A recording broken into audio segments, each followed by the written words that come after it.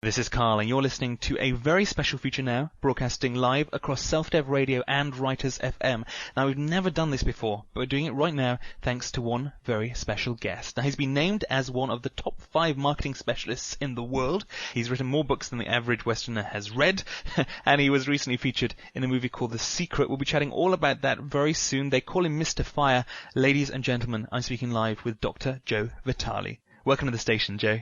Howdy. How's it going? It's going great, thank you very much. And in fact, I should have said welcome to the stations, because of course we're broadcasting across these 2 different stations, 2 different themes, and we're going to try to split the interview into 2 different parts. Firstly, chat about your writing, and then on to the world of self-development. But before we do that, actually, before I start, something to chat to you about, Joe.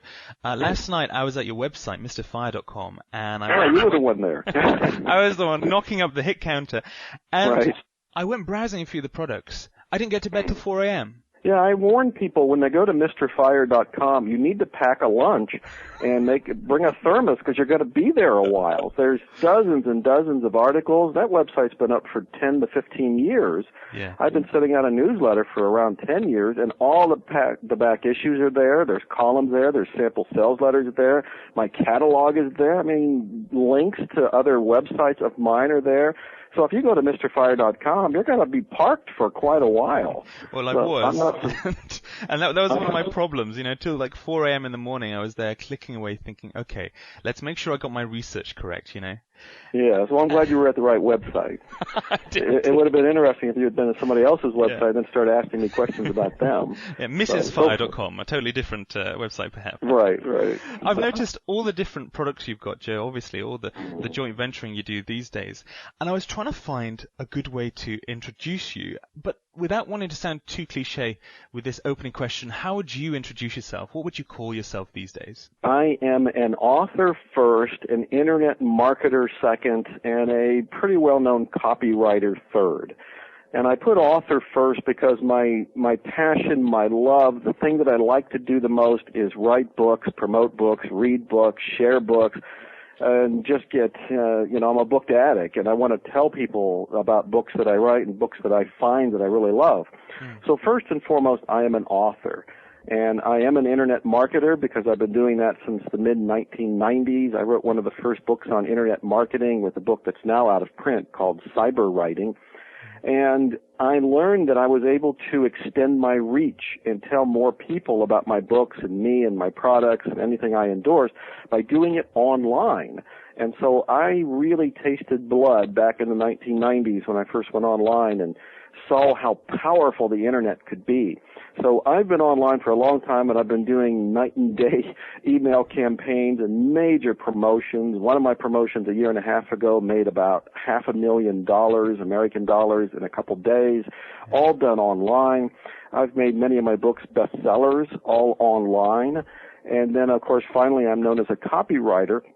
And I have to put that in there because I'm the guy who writes about hypnotic writing, and I have a software called Hypnotic Writing Wizard, and I've been doing copywriting, writing sales letters way before the internet ever came along, probably 30 to 35 years ago. So I would say I'm an author, internet marketer, and copywriter. I went searching on Amazon, Joe, and tapped in your name. That's another thing that takes quite a while. Joe, how many books have you written now? I've lost track of how many books I've written. Yeah. I used to list the books that I've written on the back of my business card, and I ran out of space. So now I just put down author of way too many books to list here. Yeah. And let it be at that. It's probably, with ebooks, published books, all the variety of books I have out there, it may be around 25 or 30. I have a couple more books coming out this year, a couple that I'm under contract to write for next year. I have a new book coming out in a couple weeks that I co-authored on, it's called Meet and Grow Rich. It's by Bill Hibbler and myself, and it's on how to create your own mastermind groups for wealth and health and happiness and fitness and any other goals you can think of. And my hypnotic writing book, which was my first ebook, will be coming out later in the year as a hardcover published book. And I'm working on a book right now called Buying Trances, which is a new psychology of sales and marketing. And I can just go on and on. I love what I do. I love my books, and so I'm pretty prolific at it because I'm so passionate about it. So anyway, to answer your question, I don't know how many I've written. But a lot. You do. You've looked at the list. I don't know. One or two. Yeah, I just write them. I don't count them. Joe, I think that's a position that a lot of people listening to this, especially on the Writers FM side, would love to be in, kind of forgetting just how many books you've actually written. Joe, before we continue, we're going to chat more about your writing after the coming break, but I want to ask you one question first. In doing the research for this interview, I found out that you were an ordained minister. Now that sounds like a story, Joe. Well, you apparently did your research. Well, that's something I rarely ever talk about. I'm not even sure anybody's ever even asked me about it. Yeah. I have a couple PhDs. I have a couple doctorates, and one is in marketing, which you would expect since I'm known as a marketing guy. And the other one is in metaphysical science. And maybe you don't expect that, depending on how much anybody's done any research on me. But I have been a metaphysical guy for the last 50 years. I've been interested in it more than I've been interested in marketing, and I was interested in metaphysics and spirituality long before I ever got into marketing. And it wasn't until, 5-6 years ago that I went public with those two interests with my book, The Attractor Factor. And my book, The Attractor Factor, has been a bestseller for a couple of years now. It's doing extremely well. I get calls, letters, everything all the time. But when I went to get my PhD in metaphysical science, I was able to use a lot of the research I was already doing and filled out some forms and so forth to allow myself to become an ordained metaphysical minister. And it was just something I was interested in. I didn't set it up as a goal. It's nothing that I advertise. I do have a friend that asked me to marry her and her fiancé a couple of years ago, which I didn't see that coming. I never thought that I'd be in the business of marrying people, but I've already had a couple different couples ask me to marry them. And on one level, it seemed very bizarre to me personally. On another level, I was as flattered as anybody could be. So anyway, being an ordained minister, getting a PhD in metaphysical science, and already having one in marketing, that's just something that comes from, again, my own passion, my own personal interest. And I admire that you did your research and asked me about it, because I don't get a chance to talk about it very much. Nobody ever digs that deep or goes in that direction. So I'm flattered. Thanks. Well, I can imagine that not too many hot copywriters on the internet are ordained ministers, so you really you're probably can't right about that. Come to think of it, they're more devilish, and I mean that in kind of a polite way. I don't mean that as an insult. They don't typically come from the spiritual approach. So that's another thing that I do a little differently, and I just thought it was worth mentioning. Absolutely. Joe, we're going to take a brief break now. I know we've only just started, and we haven't got into any of the really juicy questions yet about your writing, about your self-development work, but that's all to come. Yeah. Ladies and gentlemen, you're listening live to an interview with Mr. Fire himself, best-selling author and self-development guru, Dr. Joe Vitale. We're broadcasting live across Self-Dev Radio and Writers FM for the first time ever. It's the first time we've done this, and after the break, we'll be chatting more about Joe's work as a writer, and he's going to share with us his secrets of turning your book into an Amazon bestseller. We'll see you in 3.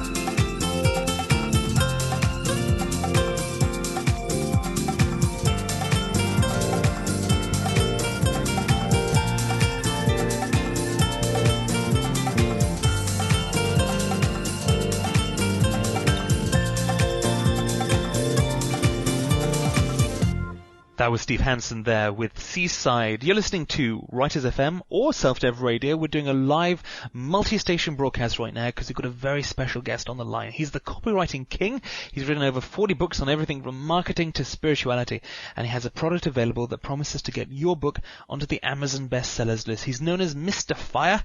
He is on fire. He's Dr. Joe Vitale, and we're speaking with him now about his writing. Now, Joe, a couple of your books have hit the #1 position at Amazon. Yes. Top of the bestsellers list. You've got the Life's Missing Instruction Manual and the Attractor Factor. Now, obviously, they must be very good books. Yes. But you've also written a guide called How Any Book Can Become an Amazon Bestseller. So there's always a little bit more to it than that. Tell me more.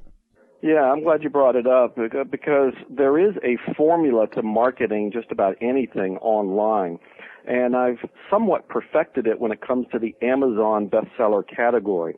I have directly been involved with something like 17, 18, 19 books all becoming bestsellers on the Amazon, overall Amazon bestseller category, not just a bestseller in a particular niche, but the overall top 10 Amazon bestsellers.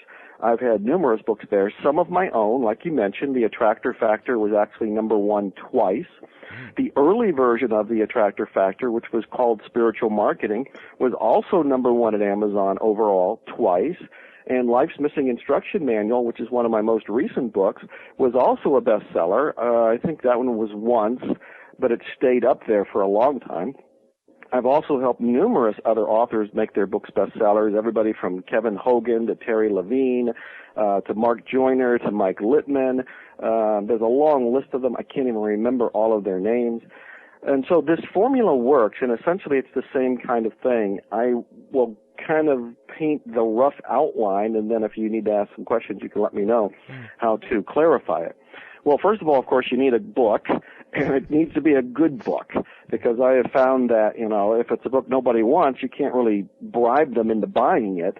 It still has to be something people want. So we really are back to the drawing board as authors, and we want to write something that people truly want to read. We don't want to be self-indulgent. We want to be thinking of our customers. What do they want to read?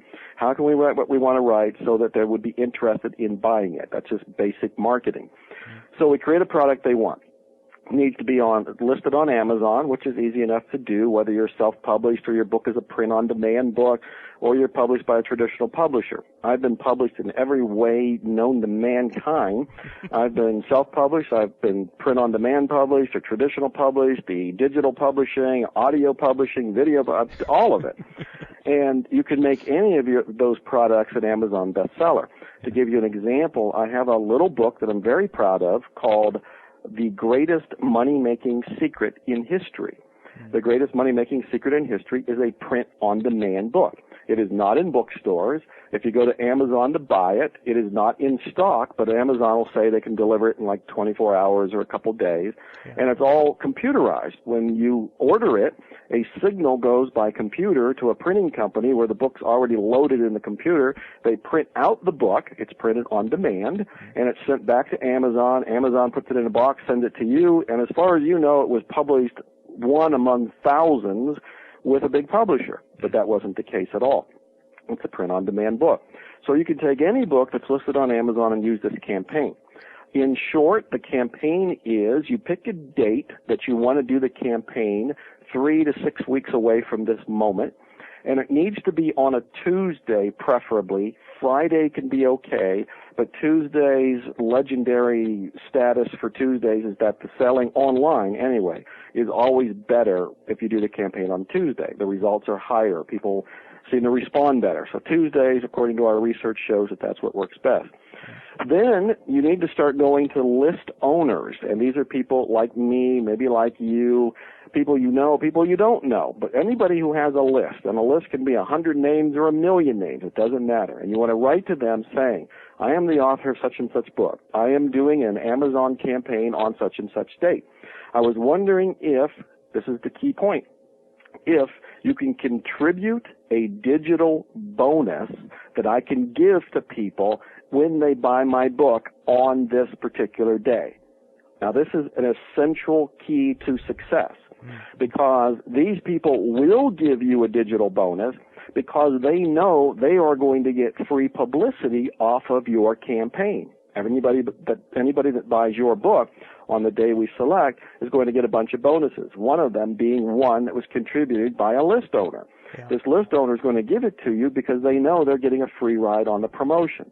Yeah. The second half of your request needs to be, I'm also asking that you promote this campaign to your list on this particular day. Now, if they like your book, if they see that you're going to do the promotion, and if they're nice people, and most of them are, they will surprise you and say, yes, I will offer such and such bonus, and yes, I will send out a solo email to my list on this day for you. That's the essence of it. And what you're doing is creating an ethical bribe for the customer so that you can tell the customer, I am the author of Life's Missing Instruction Manual. It is a great book. Here's why. Give a few testimonials. If you go buy it today, you will get $3,000 in digital bonuses, all contributed by these big list owners. Well, this makes it a no-brainer for the person receiving the email because you've already told them the book is good and you've told them why, so there should be a latent interest to buy it. But the important thing to influence the Amazon sales tally that day is that they buy it on the day you want them to buy it. And that's why you need this collection of digital bonuses to say, buy my book today and you will get all of this package. Then they will go buy it. And that is the formula in a nutshell. I'm guessing that one good example of that is the motherofallbribes.com website. Yes. Not brides, I made that mistake first of all, but the motherofallbribes.com. You can go to that website. There are a load of freebies that you get once you've purchased Life's Missing Instruction Manual. Yes, that was a site we did for, wasn't it Mark Joyner's book that we put up, The Mother of All Bribes? Well, no, we put The Mother of All Bribes up initially for a Mark Joyner campaign. I think it was called The Irresistible Offer. His book is called The Irresistible Offer, and he wrote another one called The Great Formula. Yeah. But we also put up what was called The Mother of All Bribes 2, which was for my book, Life's Missing Instruction Manual. So, and in fact, there's one currently up that people can go look at right now, so this can be very clear to your listeners. Go to BarnumReturns.com, which is my website for a campaign for my book on P.T. Barnum, the famous circus promoter. My book is called There's a Customer Born Every Minute. I wrote the only business book on P.T. Barnum's Secrets to Success, and this was a guy who on his deathbed said, if you faithfully follow my methods, you will not fail. I mean, talk about a guarantee. He was dying, and he said it's guaranteed. Yeah. And so if you go to www.barnumreturns.com, BARNUMRETURNS.com, you will see an example of an Amazon campaign the way it looks. You'll see the whole sales copy. You'll see where it talks about the book. It'll talk about all the gifts you get if you get the book. You will see that when you click to buy the book, it takes you to the download page. There is the website to model, BarnumReturns.com. So you ask them to paste in perhaps the Amazon receipt number, something like that. They click a button, and then they get all the promotional gear. And it's really as simple as that. Anybody who orders from Amazon or even Barnes & Noble online is going to get a receipt by email. And we ask them to take their receipt number, which is like a 17-digit number, and just copy it and paste it into the form at BarnumReturns.com. Once they've done that and they click OK, they're taken to the download page. So Amazon is going to send them the hard physical book, and then at the download page, while they're waiting for the hard physical book, they can be downloading all their gifts. Wow. So the customer wins, the list owner wins, and you as an author wins. This is the beauty of the strategy. It's a win-win-win all the way around. Have you used that already for the book on P.T. Barnum? Yes. I've used it. That's why Barnum Returns is up. I did the campaign a few weeks ago, but I've left the campaign site up just for those people who are wandering around, or even for your listeners. You know, I've left it live. I didn't take it down. It sounds like a great process. So that's what you've done so far with the two big books you've written. You've promoted it to friends, promoted it to your own list, to your buds in the industry, and I'm guessing it kind of goes on from there. Yeah, and I want to point out that a lot of newbies are doing this. And a lot of first-time authors who don't have a list of their own will start writing people. They will write people like me. They'll write some other list owners, and they are able to pull this off. So I don't want any of your listeners to talk themselves out of this, saying, oh, I can't do it because I'm not Joe Vitale. Joe Vitale has a list. He's got a name. He's got contacts. Yeah, I do have all of those, but I didn't when I started. And that's what you have to keep in mind. You have to start someplace and don't give up. You have to be very persistent. I mean, persistence and passion are a couple of the keys to success in any area, but definitely in this area of writing and promoting your books. Joe, I remember chatting with you a few years ago via email, and you were experimenting with self-publishing, and you just mentioned print on demand and so on. Yeah. And I've noticed that some of your latest books have gone through traditional publishing houses. Yeah. What's your experience been with those so far? Because I think this is of particular interest to our Writers FM listeners. Well, that's a great question. Boy, I can talk about all elements of publishing for the next 3 or 4 weeks. Since I've done so much of it, and there's so many things to be there's so many things to be aware of, so many things to know. I love self-publishing because I have total control. I can get things done much, much faster than traditional publishers. And the bottom line in either case is no matter how you get the book published, you still are left with marketing it. You can't expect any traditional publisher to market your books because they've got so many things going on. They're on to the next book after they've printed yours. And traditional publishers know how to print books. They don't typically know how to market books. So I love self-publishing because you're in control. You can create the cover, the inside. You make your baby look however you want it to look, and you can get it done very, very fast. You can find a printer that can do it within days, if not actually within a few weeks. I, of course, like print on demand, too, because I don't have an inventory of anything. I just set it up with a print on demand publisher. I guess they're called Author House now. They were called First Books for a while. My favorite these days is Morgan James Publishing, morganjamespublishing.com. They're also a print on demand. I have several books with them. But the thing I want everybody to realize is that the traditional publishers came to me after the success of my self-published works. I will never forget that it was around 3 years ago. I was packing for a trip to go to Italy the very next day. I was going to Rome, Italy. I was looking forward to it. I was the first in my family since my grandparents to get back to the old world. And so I was really focused on my trip overseas. I was learning conversational Italian. I was barely looking at my email, barely thinking about my everyday author life, and was just thinking about packing my bags when I got an email. I checked my email. I got an email from John Wiley, one of the major publishers up in New York. These people have been around since the 1800s. They published Herman Melville and Moby Dick back in the 1800s. They're very reputable, very prestigious. I got an email from their senior editor at Wiley saying, "Hi, I found your website. I see that you have numerous books that are doing very, very well. I'm interested in publishing something by you, virtually anything." Now, that's the kind of blank check that you hope to get from a publisher, and you worked your entire life to hear. True. And there I am, one day before leaving for Rome, getting this email. Well, I immediately wrote him back. Within an hour, we were on the phone talking. We had a wonderful conversation. I told him about my various products, and he said, well, which book would you like to publish with Wiley? And he says, I'm really open to any of them because they all seem great and they all seem to be going fantastically. And that's when I decided to give them The Attractor Factor and to see how it would go.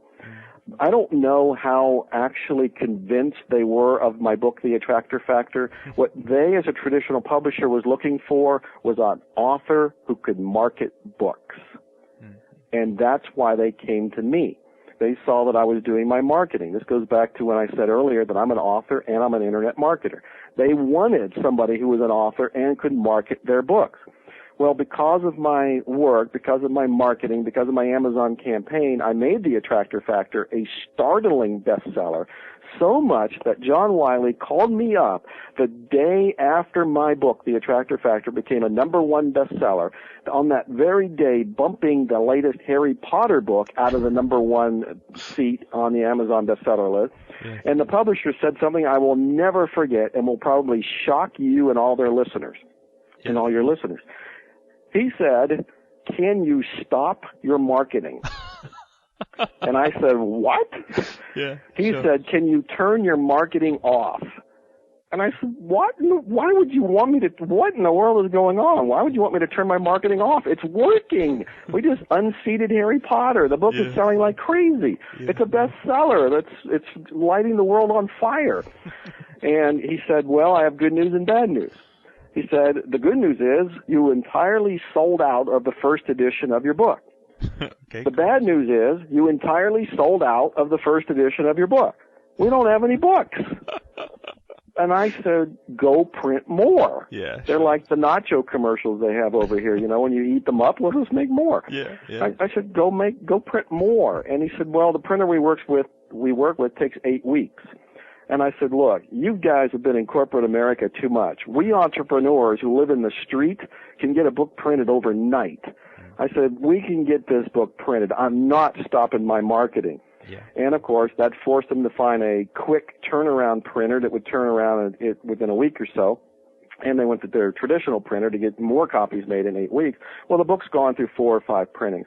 Now, the point with all of this whole story is that traditional publishers are very conservative. They're very slow. They do not know marketing. They certainly know publishing. They certainly know printing. And they certainly know books. But they don't know marketing.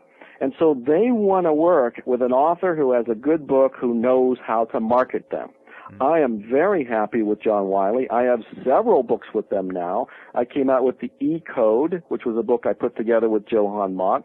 I came out with Life's Missing Instruction Manual, which of course has been a bestseller.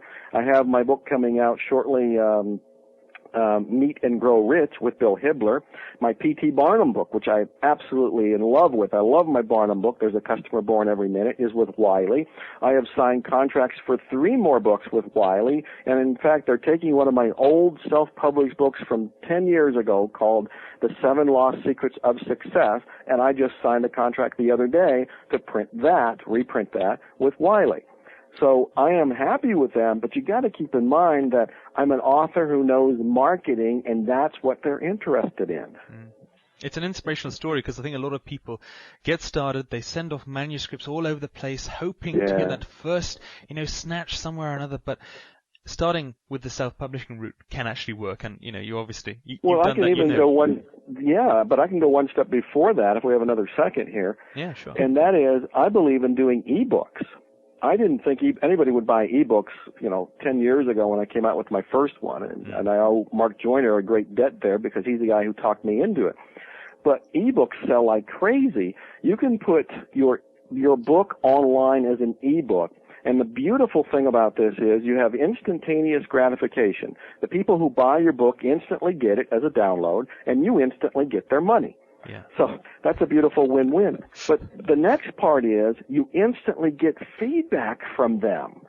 So if they don't like something or they're confused by something or the book needs to be written, it is so easy to rewrite an ebook as opposed to a printed book.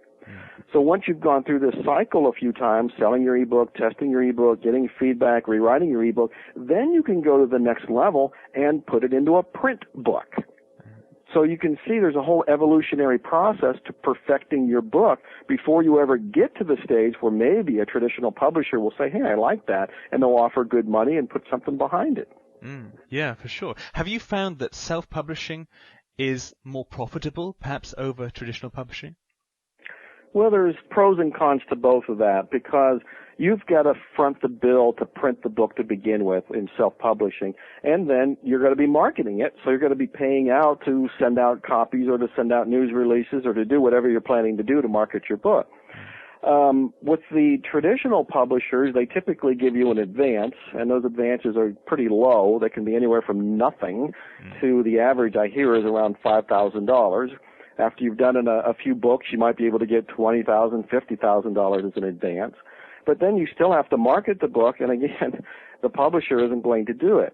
So there's stories in both areas where people have made money from self-publishing. They've made money from traditional publishing. You've got to be a smart business person and a smart marketer to make all of this work. And I guess the really big thing to keep in mind is that the book isn't traditionally where people make money. The book is kind of like a business card or an elaborate brochure that you can use to get yourself speaking engagements or consultation gigs or to sell a high-end type product. The book often is what's called in business a loss leader. You don't make any money off the book, because whatever you make, you put back into the promotion of the book, but you use the book as leverage to get you something bigger. That's interesting, because as you're saying that, I'm thinking about how I've done it. I've gone through traditional printing houses. I have a couple of books published through A-Press. I started online publishing articles, and then I was prompted to put it into a book format, so I did that, went to a traditional publishing house, got that done. Then I went into ebooks, and now I'm considering going into print on demand. So I'm doing the full circle here. I'm going perhaps a little backwards, but I'm really experimenting. I think that's a very wise way of doing it, because I've done the same thing with articles. I love writing articles. My articles very often do lead into a book or get compiled into a book. Sometimes as an ebook, sometimes as a full-fledged printed book. Sometimes a big publisher will pick it up. So I think that's a valid way to get things done. And writing articles and distributing them on the Internet, as you no doubt know, is a great way to promote yourself. It's a great publicity vehicle. It becomes viral marketing. It's one of the reasons a lot of people know my name and they go to my Mr. Fire site, is I have so many articles that have been circulating on the Internet ever since back with CompuServe and their open library back in the 1990s. Yeah. Wow, those are the days, huh? Yes, you remember those, yeah. I do. Back with the dial-up and low modems and DOS computers, I mean, the whole bit. I only just got off mine last year, so it's a scary thing. When you live in the middle of Yorkshire, it's not exactly high-tech. Now, Joe, I want to chat about copywriting, because it's obviously a big thing for you, writing sales letters. You focus a lot on using hypnotic language in your work, and I know that you saw that news clip, it was a couple of years ago now, about Agatha Christie, and how she uses very simple words, but very hypnotic and influencing words, if you like. Absolutely, yes. The Agatha report was done last December over in England, and it aired on national television. I'm writing about it in my hypnotic writing book that'll be out later in the year. Oh, wow. And that was a study where they dumped all of her novels into a computer and then used analytical software to find out what the common elements were. And they found out that she was putting people into what was called a reader's trance, which in hypnotic terms we call it a waking trance, because your eyes are open and you appear to be awake, but you're so focused on whatever's in front of you, which, you know, some people might be in a waking trance listening to this conversation because they're so riveted by it. But if you're driving and you might lose track of time or forget what you were doing, it's because you were in a waking trance. It often happens with books. It happened with Agatha Christie's novels. When they looked closely, they found that she was using certain words. They were very simple words. They were very simple phrases. Well, I say the same thing goes on in marketing if you do it right. That's where I started writing about hypnotic writing, and I created my software, Hypnotic Writing Wizard, which is at hypnoticwritingwizard.com. And what I do is tell people that you can use all of these elements on a very simple level of communication. You want to speak in a conversational way. You want to use very short words, one-syllable, two-syllable type words. You want to be on a ninth grade or less level, because the average person doesn't have a college education to understand the big words, and even the ones with a college education aren't going to understand them. And you also want to tell stories. Stories are incredibly hypnotic. Now, of course, Agatha told stories throughout her book. Her whole book was a story. But stories are a way to communicate with the unconscious mind. There's certain words and phrases in marketing. The word guarantee, the word you, the word love. These are hypnotic. When you use these words, they push unconscious buttons within the reader. And they may not be aware of going into a trance, but they pay a little bit more attention to your writing. So there's all kind of little tidbits like this that have been proven to work, everywhere from my own research to the way I write my own copy. Some of my sales letters have gotten upwards to a 94% response, which is not only impressive, that's pretty much miraculous. Oh, yes. And Agatha Christie, of course, being one of the most well-read, best-selling authors in history, being discovered to use hypnotic writing in her works, in her books. After the Bible and Shakespeare, I think she's the world's third best-selling author. She has the most books out there, which is a stunning feat. So if you can copy her tricks... It is. Oh, it is incredible. Yeah. That is very impressive. I remember one of my teachers used to tell me that when you're writing, use short words, because the people that understand the big words and the small words, but the people that understand the small words, they only understand the small words, so just use small words. It was kind of confusing when they said it, but it made sense to everyone. Well, my rule of thumb is just to be conversational. Yeah. What I tell people is to pretend that you were talking to somebody on the phone, much like you and I are doing right now, or we were talking to somebody over a beer or over a, tea or something in conversation, like 3 a.m. at a coffee shop or a tea house or something. Yeah. And talk that way, because then you're human, you're personal, you're simple, you have a heart-to-heart communication.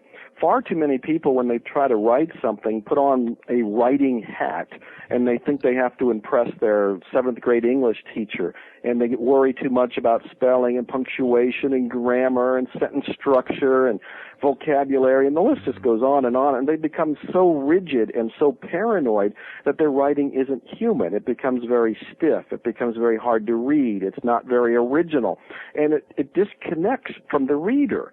You want the reader to go into this reader's trance, and they'll do it if your writing is very easy, effortless, natural, personal, a human speaking to a human using human language. Mm. Joe, there's one question I always love to ask people when they go on Writers FM, and of course, just to remind people, this interview is broadcasting between Writers FM and Self-Dev Radio right now. We're speaking to Joe Vitale, and the question I like to ask, it's what are your favorite books? Now, I read somewhere that yours is The Magic of Believing by Claude Bristol. I've got that one. Yeah, that is one of my all-time favorite books. And what a great question. Gosh, to ask a book addict what his favorite books are. Jeez, that is so juicy. You bet. I'm smiling, thinking to myself, I'll be, I can spend the next 2 hours talking about books, but at the same time, I'll probably leave out some fantastic books. The Magic of Believing, obviously, by Claude Bristol, is a life-changing book for me. It's still in print. It came out in the 50s. I have multiple autographed original copies of it, which I cherish. But The Magic of Believing was a big one. Another one that most people probably don't know about and is very hard to get because it's out of print is a book called The Book of Est by Luke Reinhardt. The Book of Est, E-S-T. Now, I don't know about over there, but over here in the 70s and 80s, Est was a self-improvement training that was off the charts controversial and off the charts popular. Everybody was taking it, everybody was being confronted in it, and everybody was coming out on the other side transformed. And the best book, which was as close to reliving the experience of Est that I had ever seen, was this book called The Book of Est by Luke Reinhardt. If you can find it somewhere, pay any price for it. The book is written with this high energy, with this passion, with a lot of you are there dialogue. And I think that's one of the things I really liked about the book is as I read it, I didn't feel like I was reading a book. I felt like I was living an experience. And it was a life-changing, transformative type experience. So I would say get The Book of Est by Luke Reinhardt. Now, another book that I absolutely love is 177 Mental Toughness Secrets of the World Class by Steve Siebold, S-I-E-B-O-L-D. 177 Mental Toughness Secrets of the World Class. This is not an easy book to read because every page has this brain-opening insight, and you have to look at that page and chew on it and think about it before you actually get it. And you could probably read the whole book in one sitting, but you wouldn't understand everything, let alone integrate those 177 mental toughness secrets. Yeah. And the book is so powerful that when the author, Steve Siebold, offered to do a 6-month teleseminar where once a week everybody on the teleseminar would dig into the book and chew on every one of the concepts and have homework and report back, I was one of a dozen or so people that paid a couple $1,000s to be on that teleseminar. Wow. That's how deep and powerful the book is, 177 Mental Toughness Secrets of the World Class. Yeah. And, of course, I mentioned Mark Joyner earlier. His book, The Great Formula, his other book, The Irresistible Offer, are great. And I'll mention one more book here because I could go on. Sure. The book that inspired me to come up with the whole concept of hypnotic writing is a book called Unlimited Selling Power by Donald Moyne, M-O-I-N-E, Unlimited Selling Power. And it tells people how to use hypnotic selling techniques in face-to-face selling. And I was inspired by that book and applied a lot of the principles to come up with my own twist with my hypnotic writing. And then, of course, the Robert Collier letter book by Robert Collier. That book changed me. I was a good writer before it. I was a hypnotic writer after it. The Robert Collier letter book, it's back in print. His granddaughter is printing the book. You can get it at Amazon or robertcollierpublications.com. I saw it, but, yes. Yeah, I love books. I can go on and on. What a great question. Thanks for giving me the opportunity to just gush about books for a moment or two. It's kind of my personal thing as well. The first time I go around to somebody's house, it's the first place I go, straight to the bookshelf. I'm browsing what they've got. It says a lot about a person, and it perhaps says even more if they don't have a bookshelf. Oh, boy, it does. That's the house I leave. Exactly. I don't stay there very long. You don't want to know that. So those are all kind of non-fiction books, Joe. Have you got any adventurous fiction you're into? Interesting.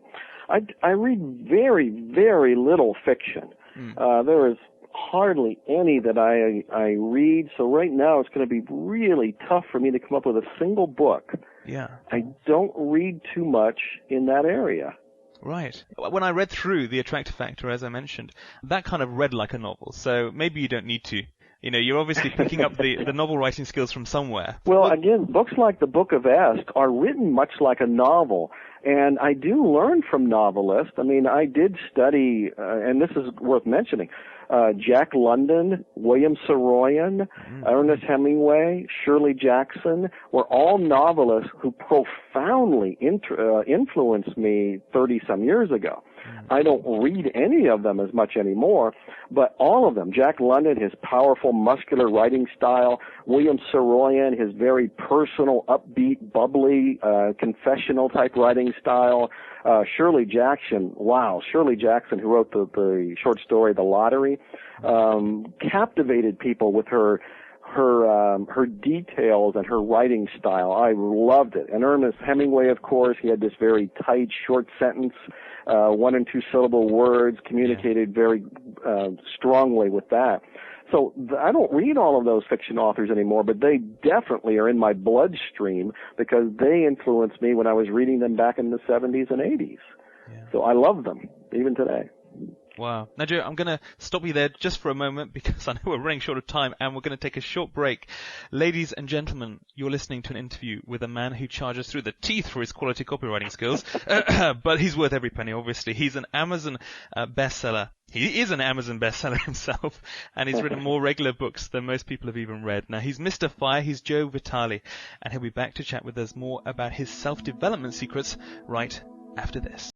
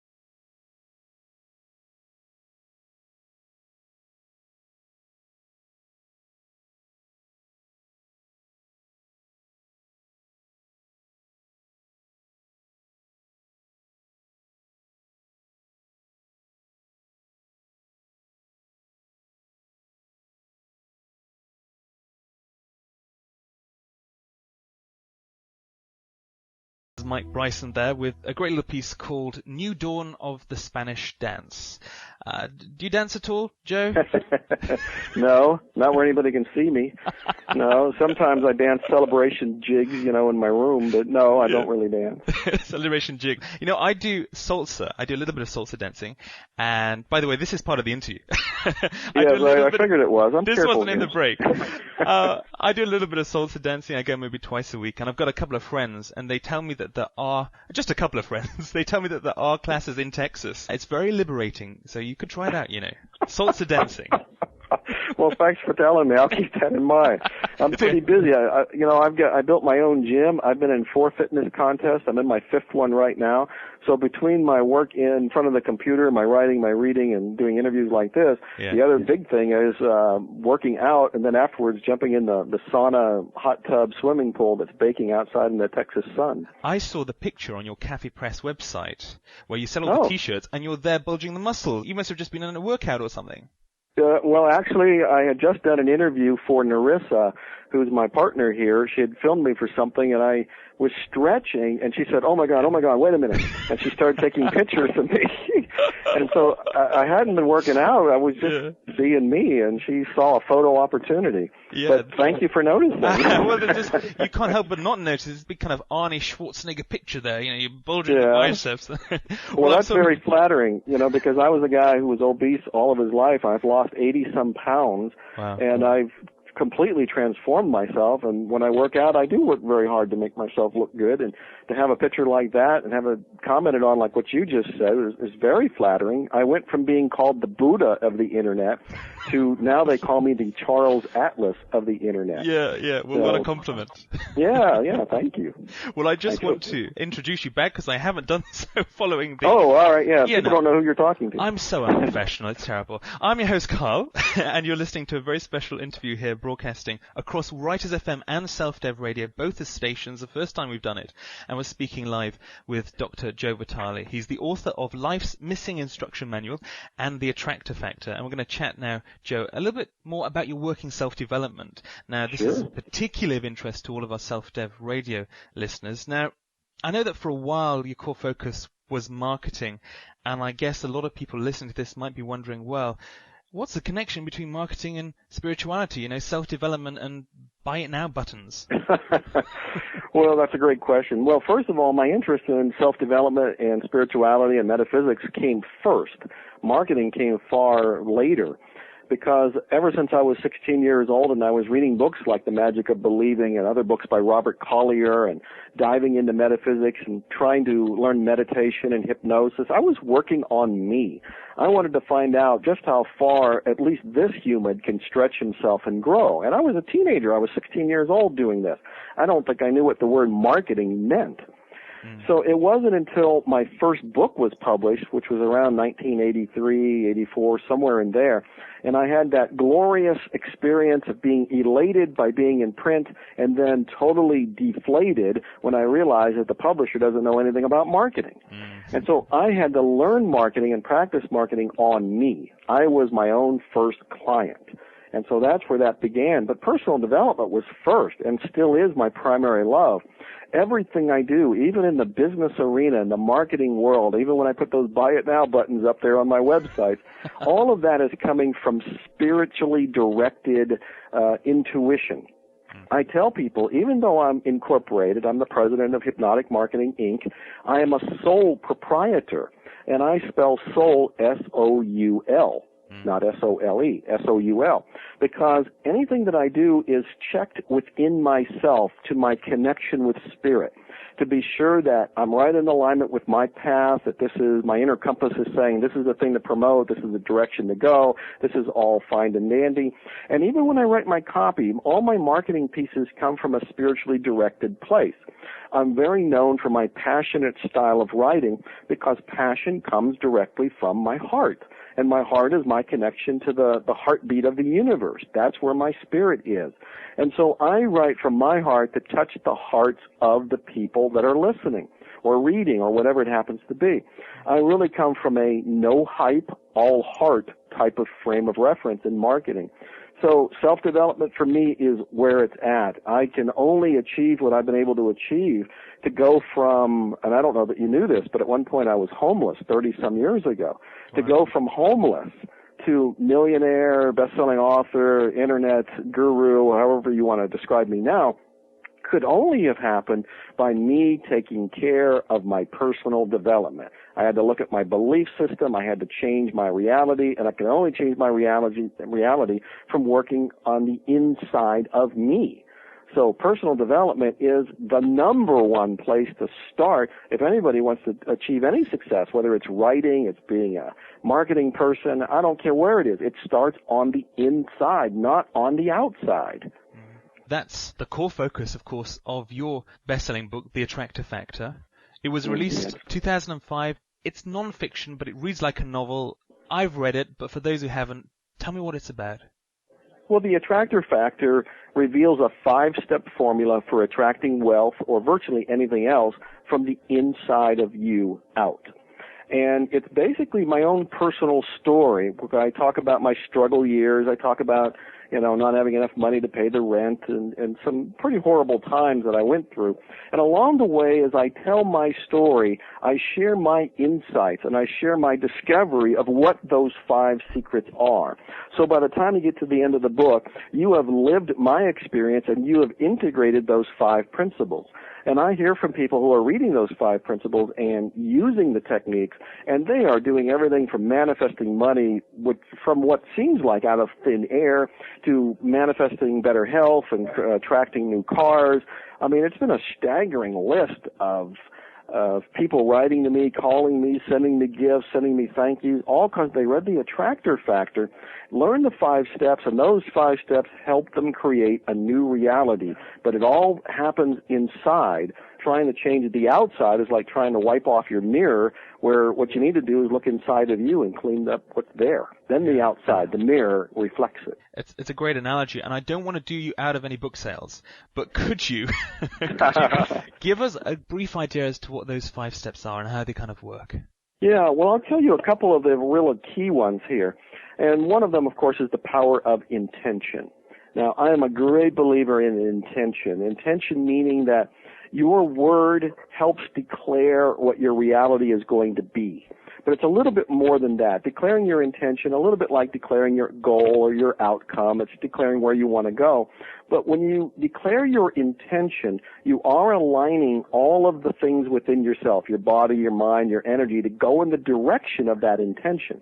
But also, here's where the magic happens. When you declare your intention, you send a signal out to the universe, that energy of all that is, which also includes you, and the universe starts to rearrange things in the world to put you in situations to make that intention come to pass. That's one of the key elements of the whole 5 steps. But here's another one, and I call this the missing secret. And it's worth everybody listening to this one and leaning forward to really get it, because I don't think anybody talks about this one. We talk about visualization, we talk about intention, we talk about all of this kind of goal-setting type approach. But the missing secret is, if you have any beliefs, limiting thoughts, negativity, unfinished business within yourself, you will actually sabotage yourself from achieving your intention. Stating your intention will start to direct you in the fulfillment of it. But if you have something within you that's counter to that intention, it will prevent the intention from happening. Or if you achieve the intention, it will prevent you from keeping it. You won't be able to maintain it. So another one of the secrets to the 5 steps, I call it step 3, get clear, is that you have to get clear of all of the inner stuff that may stop you from saying the very thing you want. The best example of this is, at the first of the year, everybody has good intentions about going on a diet or stopping smoking or stopping drinking or whatever it happens to be. What happens 5 days later? They forgot all about their intention. Yeah. Because that part of them that wasn't in alignment with them is still alive and well in their body and in their mind. So one of the key things in the attractor factor is you need to get clear. The clearer you are, the faster your intentions will manifest. Those are a couple very key principles to the 5 steps in the attractor factor. We've talked about intention a lot, especially on the Self-Dev Radio website, and it's one of those things that sounds almost a little cliche these days. Everybody's talking about intention. And I've been browsing through a few of your different products and a few of the books that you've been involved in. Of course, The Attractor Factor, I've read that. But then I went on to something else and I read that you once said that intention is for wimps. And then I saw, I'm being devil's advocate here, and then I visited your Beyond Manifestation site and I got one idea, and then I saw your psychicdemand.com site and got another. Yeah, I am playing devil's advocate, but I just want to kind of get this question off to you. What really works for you and what's kind of at the heart of your message? Oh, boy, what a beautiful question. I admire you. I'm impressed. Wow. Well, first of all, I still believe in the power of intention. As I said, intention starts to lead you in the direction of where you want to go. The Psychic Demand site, and people can go read it, it's at www.psychicdemand.com, is based on a little booklet I found from 1910. And that little booklet said, instead of intending something, demand it. So instead of saying, I intend to receive $10,000 in unexpected income over the next 7 days, you say, I demand to receive $10,000 in unexpected income over the next, 10 days, whatever it happens to be. Yeah. And when I read that, I thought, holy smokes, he just upped the level of power to the word intention. Instead of saying intention, you say demand, and suddenly there is much more force, there's much more energy, there's much more commitment behind it. And so I'm playing with the concept of demand. Now, you also asked me what my key message is here, and so I want to be clear. I say you can have whatever you want, whatever you intend, whatever you demand, as long as you don't need it. And that's going to be tough for some people to digest there.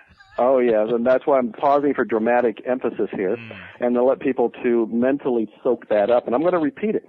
You can have whatever you want, whatever you intend, whatever you demand, as long as you don't need it. The reasoning here is when you need something, you are sending out a signal of desperation. That desperation is going to attract more desperation. So the massive, majestic, wonderful, freeing, liberating key to the secret of the universe, and this is a good place to have a drum roll of music and then a pause before we exit. We'll edit it in.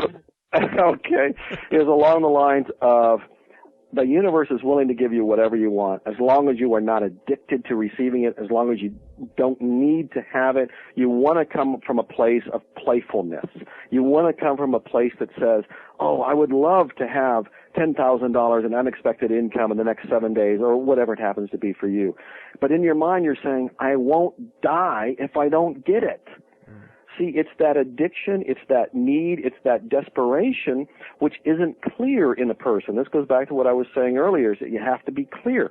If you are feeling you need it, you're desperate, you're addicted to it, whatever it happens to be, you're going to send a signal out to attract more of it. This is the reasoning in the book, The Secret. This is, or not the movie, The Secret. This is the reasoning in my book, The Attractor Factor, and this is my key message. You have to want whatever it is that you want and have a spirit of letting go at the same time. That's the secret of the universe. You can have whatever you want as long as you don't need it. Yeah, I understand that. Makes sense. And I like this idea of demanding. In a way, it seems kind of cheeky. Yeah. But maybe that's just because I'm British. But right. You're actually demanding something, and it's got a whole new energy to it. I'm not sure if it'd feel quite right, but I can see where it's going. Well, I think it's taken the lid off of some people's superhuman powers. You know, a lot of people are not living their own true power. They're not letting their superhuman side come out because they're afraid. They're afraid of what that power might be. So they start with either nothing, and they just take whatever the universe and their unconscious mind bounces them around in life to deliver to them, or they start to play with goals, and then they read The Attractor Factor, or they see the movie The Secret, and they start to play with intention. And then along comes Joe Vitale, who says, hey, in 1910, according to this book at psychicdemand.com, you could play with the possibility of demanding whatever you want. And holy smokes, you just now take the lid off of all your possibilities. You take the cork out of your energy system, and you start to say, yes, I demand to get that new BMW, and I demand to get it by such and such date. I think that it opens up a new realm of potential, and it empowers you to do things that you might have been afraid to do before. So I love it. I absolutely am thrilled by the idea of demanding whatever it is that I'm looking for next. I think one of the concepts inside your book, The Attractor Factor, which some people might have a little problem getting their heads around it, I know that I certainly do at points every time I stumble across it again, it's the whole idea that even the bad things in your life, even things that you really don't want to happen, are potentially being caused by you, or they're there to have an effect on you in some way. Yeah. Yeah, that is a big one. And it is tough to accept. The underlying message there is that you are totally responsible for everything that you have going on in your life. No exceptions. None. Out of that total responsibility comes a new power and a new awareness and a new consciousness. You suddenly start to realize, well, okay, if I accept that I created the car accident or the debt or whatever it happens to be, then you start to realize, okay, I can create it to be differently. Let me see how I want to paint the picture. And there's so many examples of how this works that I just run out of time trying to tell them all. But the first thing I would say is for people to sit with the concept of you are totally responsible for everything going on in your life. Yes, it's uncomfortable. Yes, it feels unpleasant. Once you get past that, you start to feel like, oh, I am the God of my personal world. You're not the God. You're not creating the planet and me and everybody else, but you're the God of your personal world.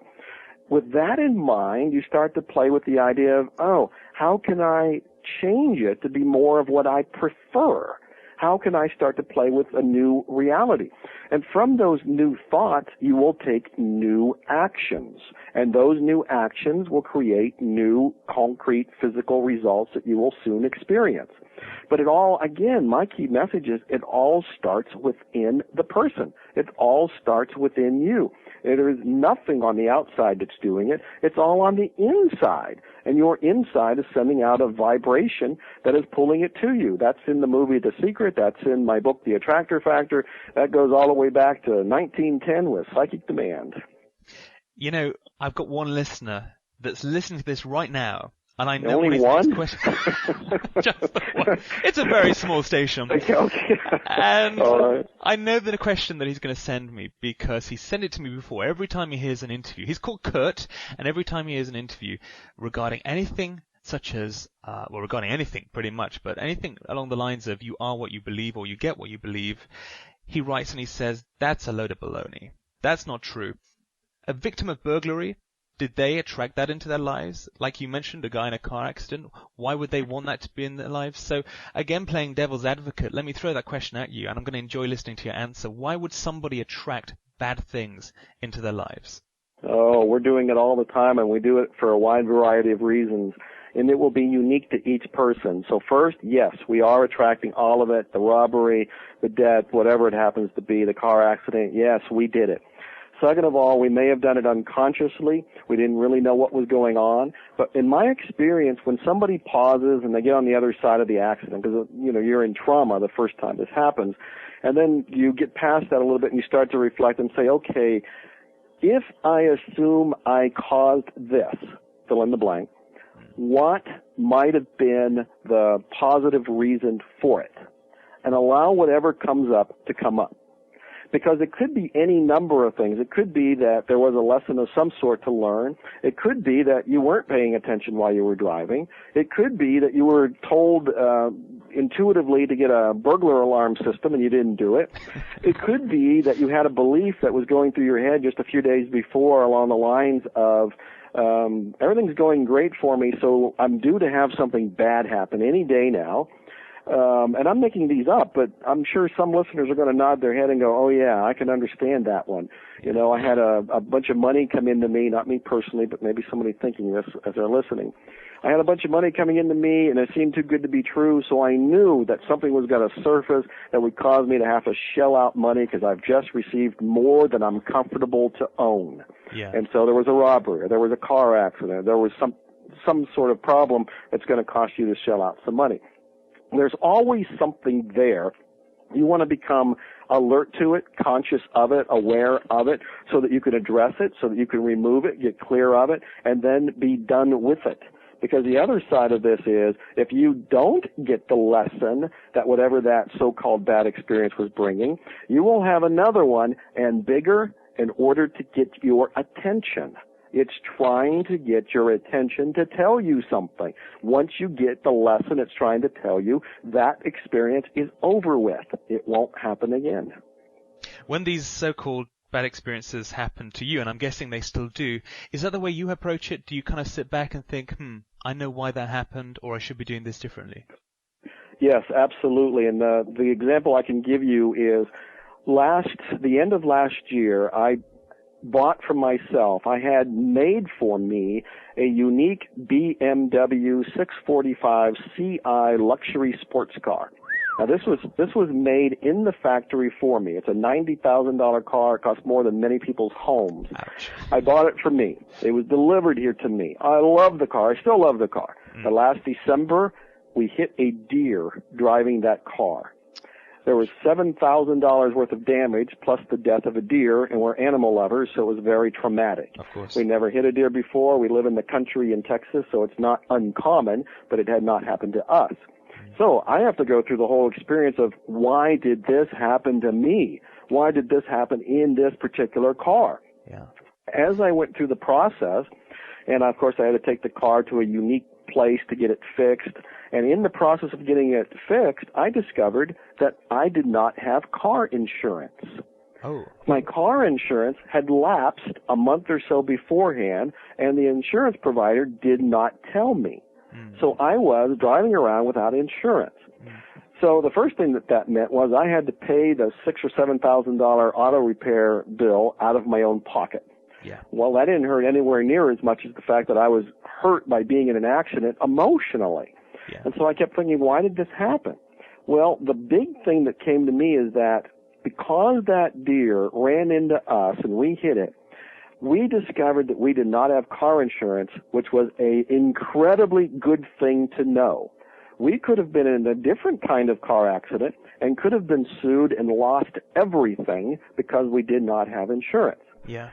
We looked at it that this deer gave its life to tell us, hey, your insurance lapsed, you need to get your insurance back on, and now. Yeah. Otherwise, it may not have happened. Yeah. So that was a learning experience that came from something that looked bad. And I'm very grateful for it because it was easy enough to take care of it. The car is brand new. You can't tell at all that it was ever in an accident because the people who repaired it say that it's guaranteed. There's no way for it to be in an accident because when they repair something, it's as good as if BMW made it in their factory overseas. Yeah. So the car is back to new. I have insurance. The deer I am grateful for because it told me your insurance ran out, you have to have it. That's how I found a lesson in a so-called bad experience. Yeah, that's an interesting point, and kind of leads us on to the video that you've starred in, which is called The Secret. Now, the whole premise behind The Secret really is, of course, that you are what you believe, that the universe responds to your thoughts, and that everything kind of in a way works in harmony, and it's only by getting into that stream of harmony that you can begin to take a little bit of control. But that's probably a bad description. Tell me what The Secret is. Well, I actually don't want to tell you what The Secret is because I want people to go watch The Secret. Yes. It is a powerful, life-changing modern movie, It's about 90 minutes long. You can watch it at your computer for $5, or you can pay $30, I think, and have the DVD delivered to you. The website is at whatisthesecret.tv, www.whatisthesecret.tv, and there's a free trailer there that is absolutely hypnotic. It is riveting. It's one of the best things I'd ever seen to promote a movie, and there it is. The secret is about changing your life, and it is about changing it from the inside out.